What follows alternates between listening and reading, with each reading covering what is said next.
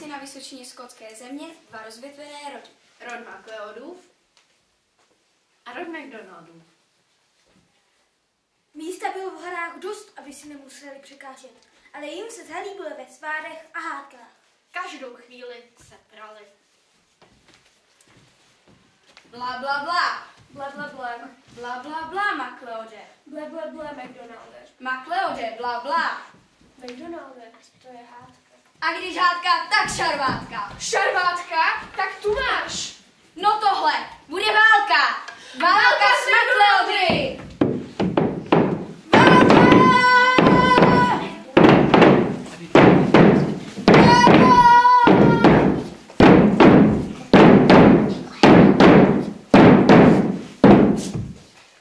Bratři MacDonaldové, už zase si ti drzí MacLeodové dovolují. My McDonaldové jim ukážeme. Jsme všichni. Ještě hlupák Macek. Kameny, zbraně a jdeme. To je budeme být kamení, no? Hlupáku, každý před bojem položí kámen na planině. Až boj skončí, každý se svůj kámen odnese domů. Tak se dá snadno spočítat, kdo boj nepřežil.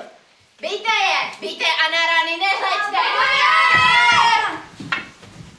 No, tu máš! No ty dostaneš! Se byli a ustupovali, prolévalo se to tam jako vlny na moři. Kde byla bitva nejprudší, nesměl chybět hlupák Macek. Oháněl se mečem jako cepem, hlava nehlava.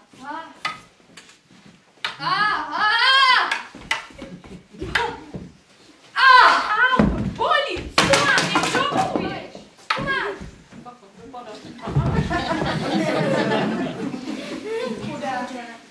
Dál přeskal ocel o ocel a nikdo si nevšiml, že hlupák Macek zmizel.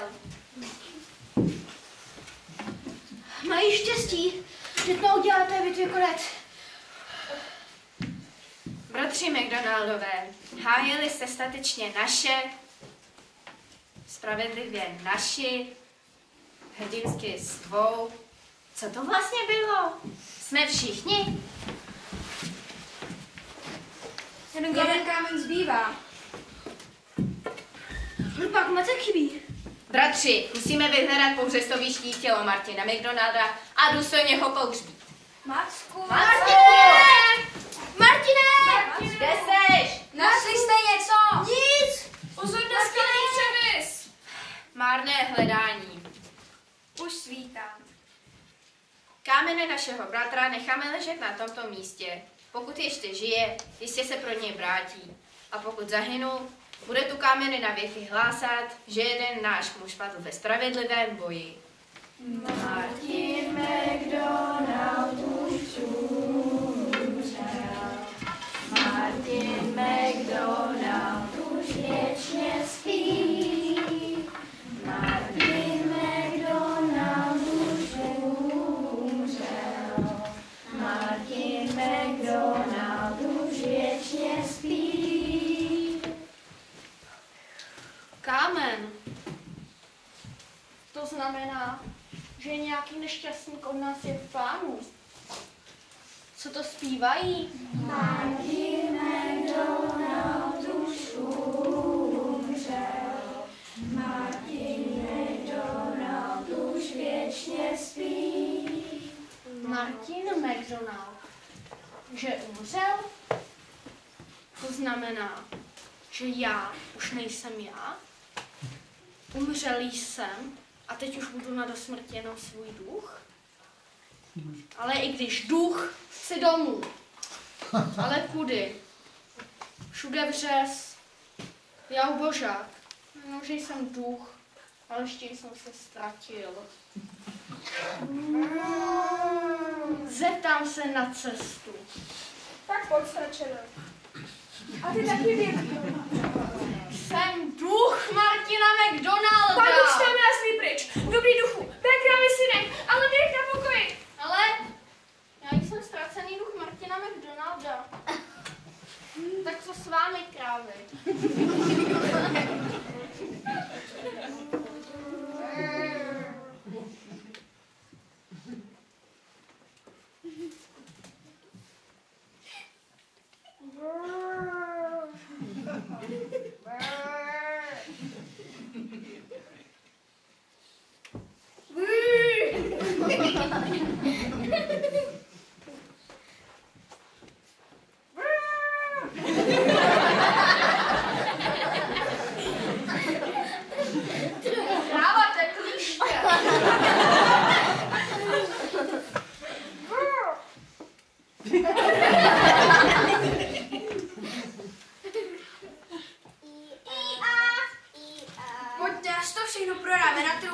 nebude tak těžké. Jsem duch Martina McDonalda. Pán Bůh sám já šli pryč, tak on mi ten sedlák nelhal, že jsem loudí duch. Mé oslíky si vezmi, ale mě nech na pokoji, že jsem loudí duch. Ne, tak co s vámi, oslíci? Ukažte. Já vám pomůžu. Co tu máte? Jídlo. Nechcete? Jít.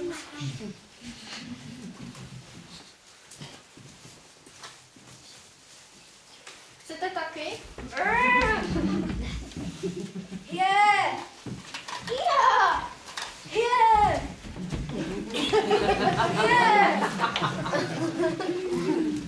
Jsem duch Martina McDonalda. Dobrý duchu, řeknu, co vám svém, ale mě nech být. Ale tak, já už se na cestu raději vypkávat nebudu. Vy mě, zvířátka, odvezte, kam jen chcete.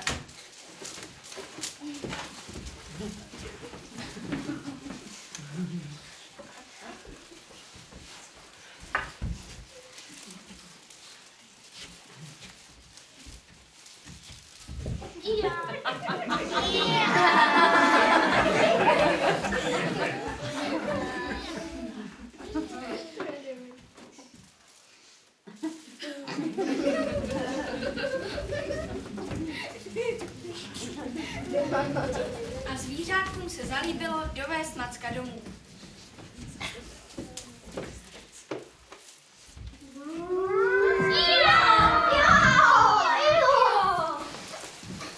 Kdo to je? To je přece hlupák Macek. Co se mu stalo? Je přece mrtvé.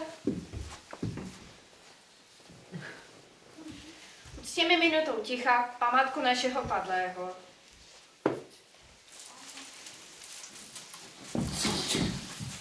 Cože? Vstávej! Jsem duch Martina McDonalda. Hlupáci a žádný duch. Že nejsem duch? A jak to mám poznat? Poznáš to hned, až tě přetáhnu holí. Proč jsi utekl z bitvy? Pamatuj si, že ještě nikdo z našeho rodu nevzal do zaječí. Však já se byl jako lev, jenomže jsem se pak nějak praštil. A když jsem se jako duch probral, vidím kámen, slyším Martin McDonald už umřel. A je mi jasné, že já jsem svůj duch. Vždyť i každý, kdo mě potkal, mě měl za ducha. Dali mi, co měli, a sami utekli. Jak to vypadá? Jsou na světě větší hlupáci než ty. Můžeš si nechat, co jsi dostal, ale do bitvy tě už víckrát nevezmu. Máš dost dobytka do začátku, tak pěkně začneš sedlačit. Jdeme! Sedlačit? Začnu sedlačit. Tak jo.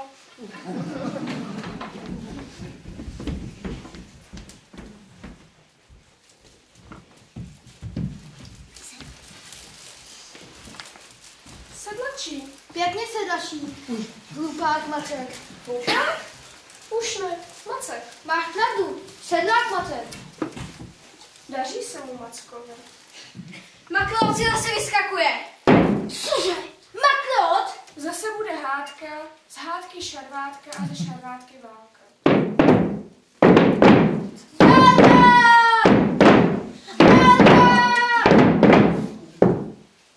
Jsme všichni.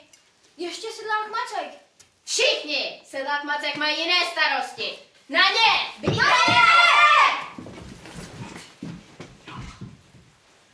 Hádky, šarvátky války. Hlavně, abyste mi nepošlapali pole. Hlavně, aby mu ty hlupáci nepošlapali pole.